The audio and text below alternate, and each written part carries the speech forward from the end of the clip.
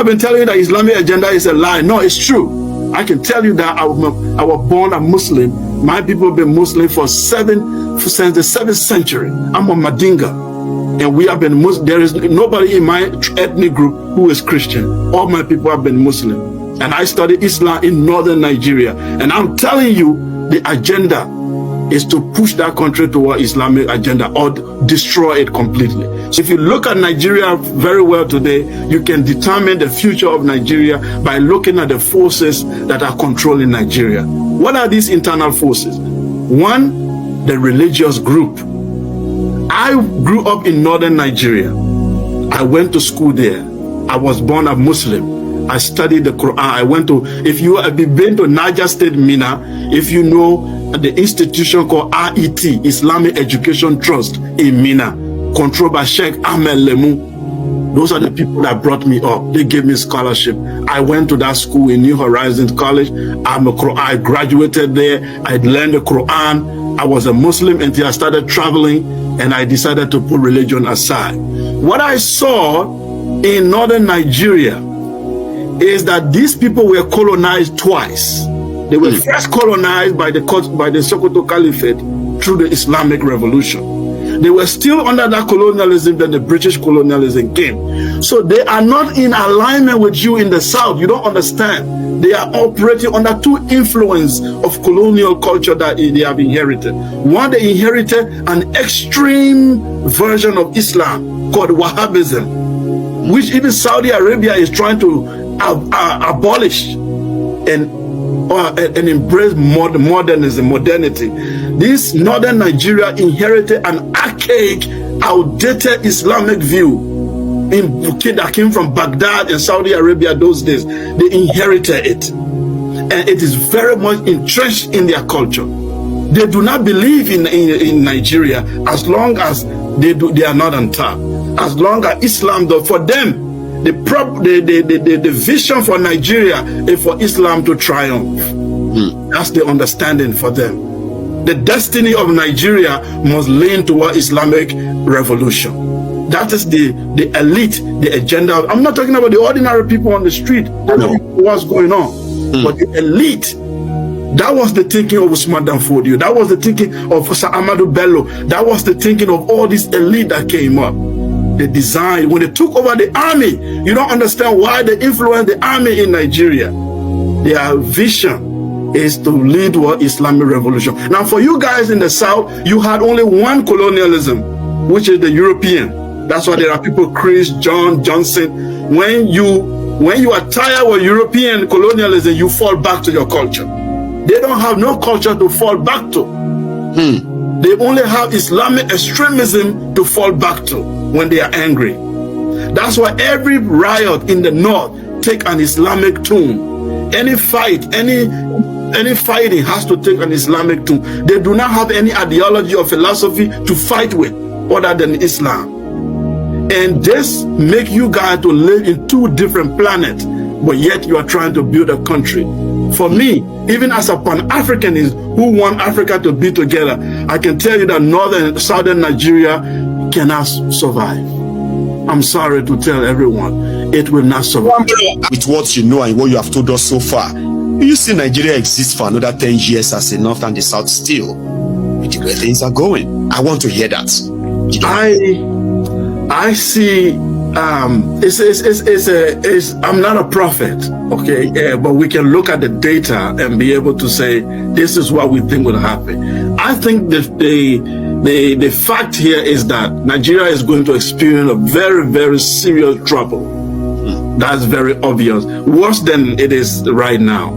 The reason being is that I spoke of the internal forces in Nigeria, and I just mentioned one, which is the religion. That is the ethnic side, which I have not touched. Now, if you look at, let's deal with that first internal problem, which is the religion.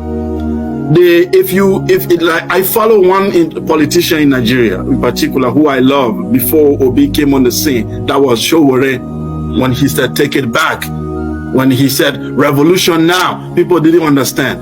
Nigeria needs a revolution. And when we say revolution, it's not just people moving on the street or what, a transformation of thinking and transformation of institution.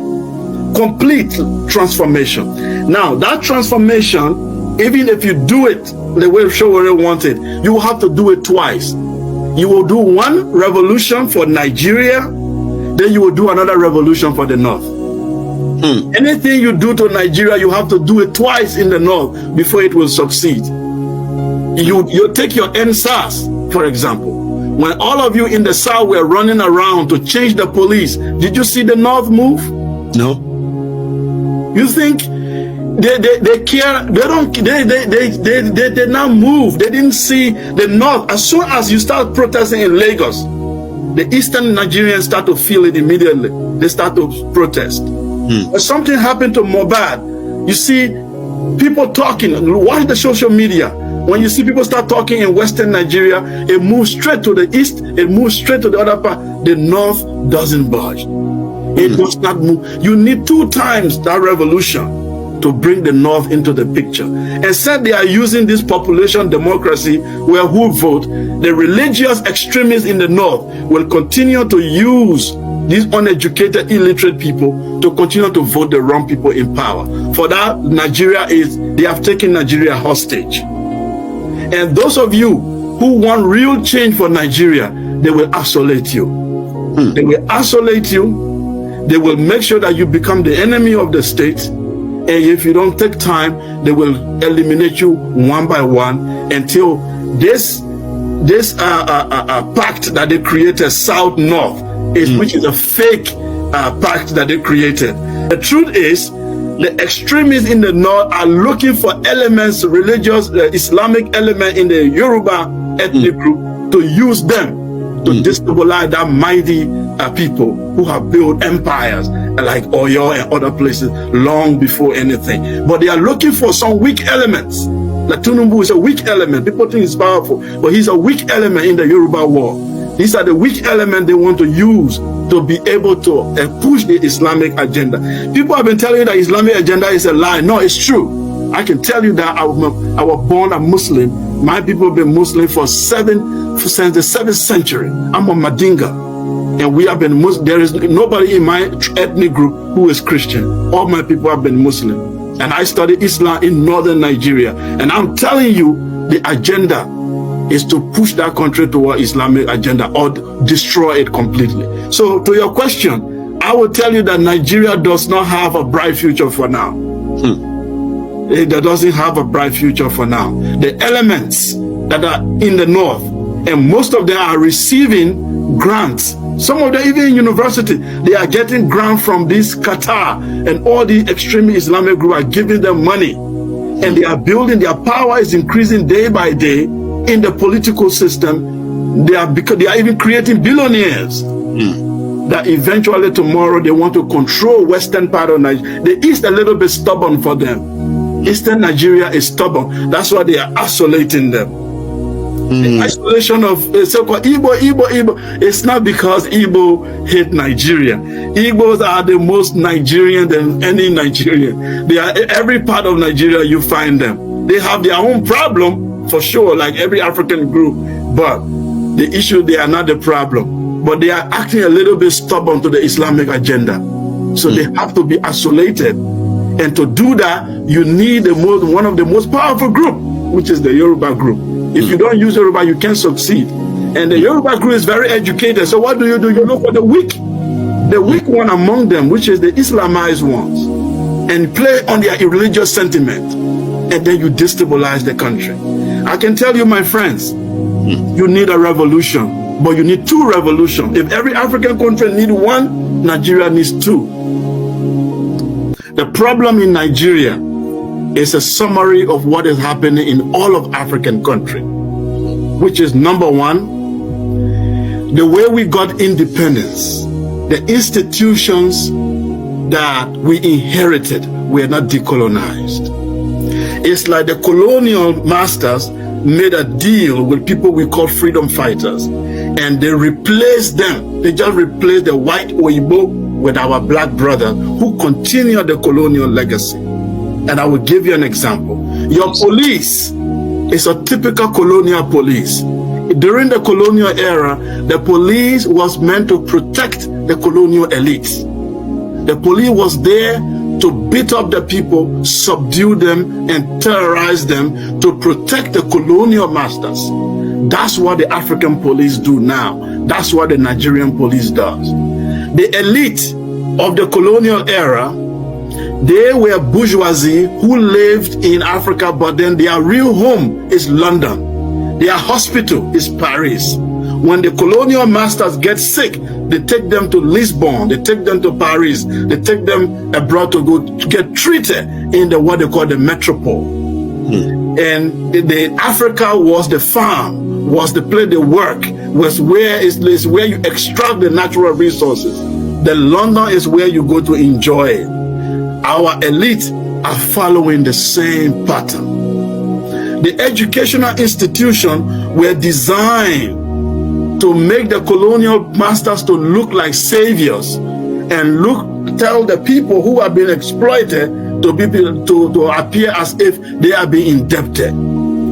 They have to be grateful to the colonial masters for giving them education. Why that education was actually a miseducation. If you watch our education today, it followed the same pattern. The religion was created to pacify the public in order for them not to stage a revolution. The colonialists were in bed with the religious masters. They tell the people to calm down. In fact, our traditional rulers, some of them were compromised. Those of them who refused to compromise were removed from their throne. If you compromise with the colonial system, then you remain on your throne. Today is the same thing. Our traditional leaders have to compromise with the men in Abuja, the unknown forces in Abuja, in the capital. They have to connive with them to destroy your destiny. Now, all I'm saying here is that the colonial system continues, but it has just changed face. It just have a black face on it. So I say this to tell you, when people say, let's divide Nigeria, let's break up the country, let's have a Yoruba nation, let's have a Igbo nation. As a Pan-Africanist, I'm sad because our philosophy was to create a black United States of Africa. So when we see now that a country like Nigeria cannot survive, that means that our theory has been debunked. But here is what we tell people. It doesn't matter if you divide Nigeria today into 7 countries. The same elite who are in bed with London, who are in bed with these forces in Europe, they will be the same elite who will take over this country. Example, South Sudan and Sudan. Did South Sudan become better after they broke out from Sudan? I don't think so. Many countries are broken up in Africa after independence, but it was the same elite who were transported to those new countries. The main people who wanted actual freedom were killed, were removed. Those who wanted real transformation were replaced with the bourgeoisie. Then the second thing I want to say, the forces, the internal forces that are working in African countries are against the people. But they call Nigeria a zoo. Who feeds the animals in this zoo? People are starving to death, literally. I'm not talking figuratively. People are starving to death in Nigeria. A government is administering the starvation of people in IDP camps. Nigerians are dying in droves in the plateau, in the Benue trough.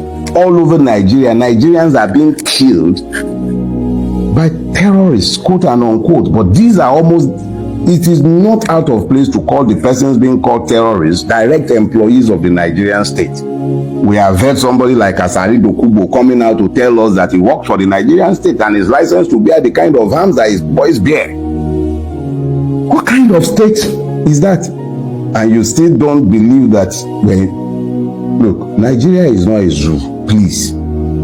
One of the first things that you must take for granted is that when any of the animals in the zoo falls ill, they get treated.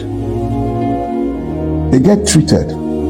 Look, don't take my word for it. Google it. Dr. Poe. Dr. Poe merely runs a veterinary clinic. His veterinary clinic, you will find him on Nat Geo Wild. His veterinary clinic is better appointed than any of the teaching hospitals in Nigeria. better appointed not only in terms of equipment but in terms of personnel. Almost every fantastic Nigerian medical personnel has fled Nigeria. But our people continue to pretend and tell themselves Nigeria is a zoo. It's not a zoo. A zoo is better than this. If a zookeeper should treat a zoo the way Nigeria has been treated and the way Nigeria has been treated, it will be in jail. If you will keep animals, you are under a duty to keep the animal not only in a good environment, in a humane. Do you hear that? Humane. Nigerians are not even treated humanely or governed humanely. If you are treating people humanely, would what happened to that lady in Ibom here? Would it have happened? Would Ibom here have happened if you treat people humanely? And that happens routinely every day. You see soldiers routinely dehumanizing Nigerians, having them roll inside water because they are hyper or because they are this. All you have to do to be able to unleash that kind of madness on the Nigerian is to find a convenient label. That person is a Shia. So because he's a Shia, he suddenly had his humanity taken away from him. It's not enough that he's a Muslim. It's not enough that he's a human being. It's not enough.